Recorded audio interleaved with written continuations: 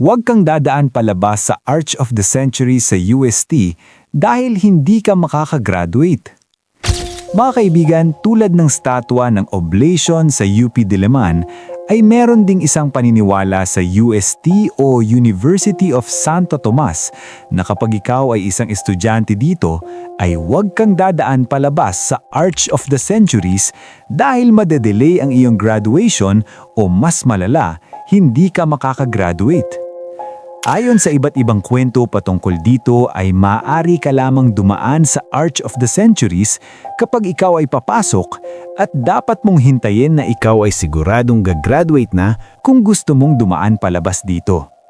Kaya naman kung mapapansin nyo yung mga graduating students sa UST ay merong tila ba isang ritual na ginagawa kung saan dumadaan sila palabas sa arko na to habang rumarampa o di naman kaya ay sumasayaw. Ayon naman sa UST Rector na si Father Richard Ang, ito raw ay hindi totoo at gawa-gawa lamang ng kung sino, ngunit yung paniniwala ay nanatili na sa mga estudyante nito.